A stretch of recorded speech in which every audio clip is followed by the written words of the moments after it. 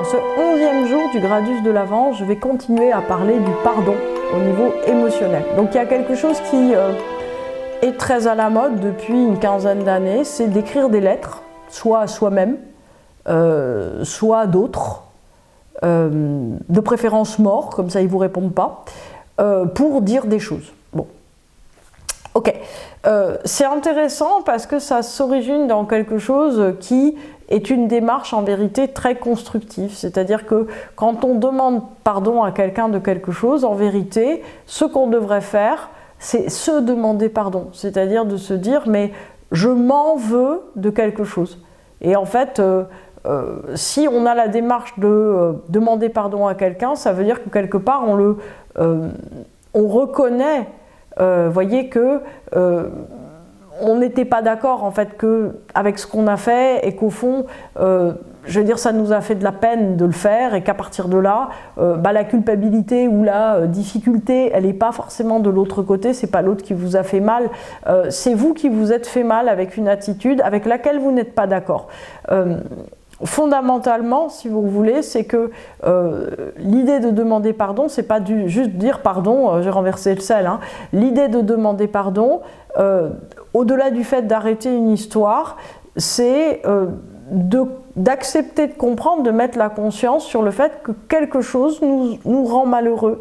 Quelque chose nous rend malheureux et qu'on n'a pas de prise, en fait, qu'on est dans l'incapacité à l'arrêter, qu'on est complètement dans l'incapacité à arrêter un fil pour faire autre chose, c'est-à-dire qu'il y a quelque chose qui a eu une conséquence, que cette conséquence, en fait, on ne peut rien faire pour la changer, et en fait, on ne se le pardonne pas parce qu'on n'a pas obtenu ce qu'on voulait. Alors, le pardon, c'est très proche de la culpabilité, hein. En vérité, si vous voulez, l'idée de s'écrire une lettre à soi-même en se disant « je me demande pardon de mes erreurs passées », alors c'est un peu narcissique, donc moi ça ne me met pas trop à l'aise hein, de se demander pardon à soi-même. Par contre, j'allais dire d'arriver à comprendre que tant qu'on est dans de la colère, par exemple par rapport à quelqu'un ou quelque chose, quand on est dans l'attaque par rapport à quelqu'un ou quelque chose, même si c'est une attaque, j'allais dire, qui ne se réalise pas, qui ne se verbalise pas, qui ne se matérialise pas, si on est dans une forme d'attaque, eh ben, en fait, qu'est-ce que ça veut dire? Ça veut dire qu'on a un malaise, qu'on a un chagrin qui n'arrive pas à sortir tel quel. C'est-à-dire que quelque part, il y a quelque chose qu'on n'accepte pas dans la situation et que cette chose, effectivement, crée un espèce de blocage à l'intérieur. Donc ça peut être intéressant si vous avez une colère qui n'arrête pas, j'allais dire, à s'arrêter, de se dire, tiens, mais qu'est-ce que je ne me pardonne pas, en l'occurrence, dans la situation? Et le fait de demander pardon à quelqu'un, qu'il soit mort ou vivant, en fait, c'est quelque chose qui va vous permettre en général de vous dire « ok, l'autre n'est pas coupable ». Donc en fait, de quoi je m'en veux moi? Et de quoi je m'en veux moi, non pas pour avoir une voie de salut vers l'infinie souffrance, hein, mais de quoi je m'en veux moi en me disant pourquoi j'ai souhaité ça? Pourquoi j'ai souhaité ça qui me fait de la peine et que je n'ai pas eu? Pourquoi j'ai souhaité ça et pourquoi je ne l'ai pas eu? Parce qu'on est sur Terre, en fait. La réponse, elle est simple, hein, je vous ai expliqué tout à l'heure, enfin hier. Donc, en fait, l'idée, si vous voulez, c'est, avant-hier, comment ça se fait, effectivement, qu'on a voulu quelque chose qui n'était pas possible? Parce qu'on est sur Terre et qu'on a pu se tromper. La seule chose, en fait, c'est qu'il faut arriver à faire intérieurement, quelque part, si vous voulez, que cette personne qui est en face de vous ne détienne plus, on va dire, la part, j'allais dire, de méchanceté, la part d'ignominie, si vous voulez, qui a créé quelque chose. C'est-à-dire qu'au fond, on s'en veut toujours de s'être trouvé dans une situation. La situation, elle peut être catastrophique, la situation, elle peut être d'une violence folle, hein, la situation, elle peut être à la limite du pensable. Ce qui est certain, si vous voulez, c'est que sur Terre, il y a énormément de souffrance et qu'on se dit, oui, on peut s'en vouloir d'avoir cassé un œuf, on s'en veut pas d'avoir été agressé. Enfin, je veux dire, c'est quelque chose. Et pourtant, si. Et pourtant, si vous voulez, le degré, j'allais dire, de capacité à s'en vouloir de quelque chose, qu'il soit petit ou que ça soit énorme, est toujours présent.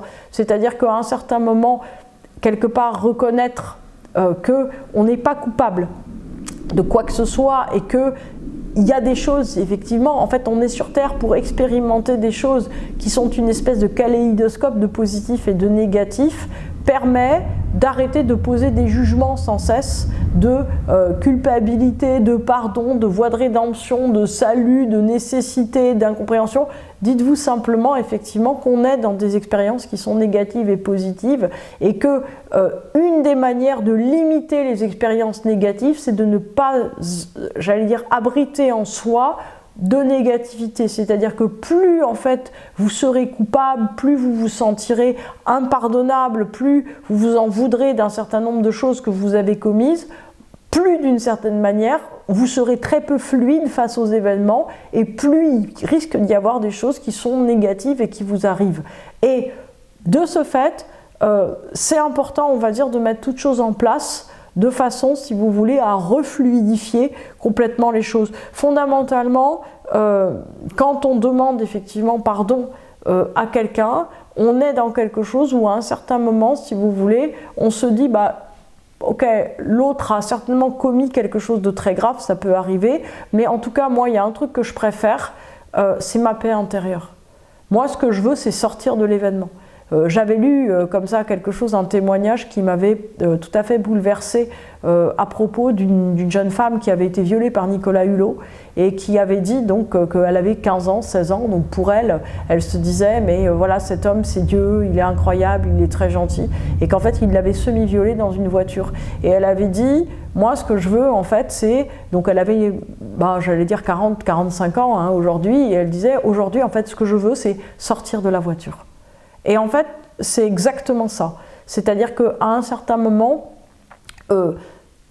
dire pardon, dire justice sur quelque chose, se pardonner soi-même, se pardonner la naïveté de cette jeune fille de 16 ans qui adulait cet homme qui en fait n'avait pas, j'allais dire, une grande valeur humaine, hein, qui a peut-être d'autres valeurs, j'en sais rien, je suis pas là pour juger les gens, mais qui en tout cas d'un point de vue humain a été complètement abject. Et ben en fait, si vous voulez, être capable d'une certaine manière de se dire, en fait moi j'avais 16 ans, j'avais pas d'expérience, je pouvais pas savoir que quelque chose comme ça allait arriver, permet de sortir de la voiture. Le fait d'oser le dire à une cour, d'oser dire, voilà, et c'est la notion aussi de la justice, hein, la notion d'un juge, d'un avocat, etc.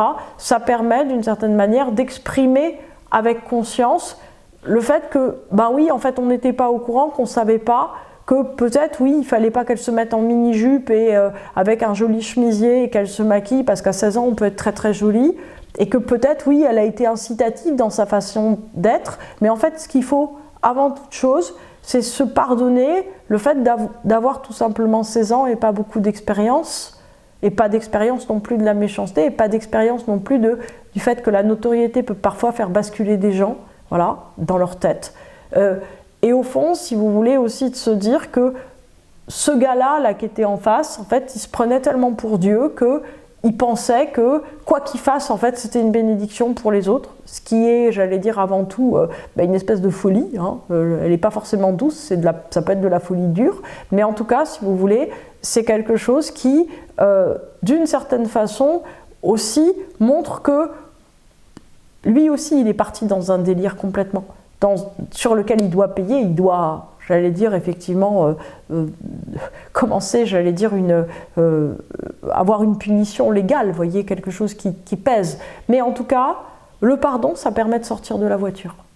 Et c'est la chose, on va dire, qui est la plus importante. C'est-à-dire que si vous êtes coincé quelque part, coincé dans le fait que vous n'êtes pas arrivé au chevet de votre maman quand elle était mourante parce que vous n'en pouviez plus et vous avez fait autre chose, sortez.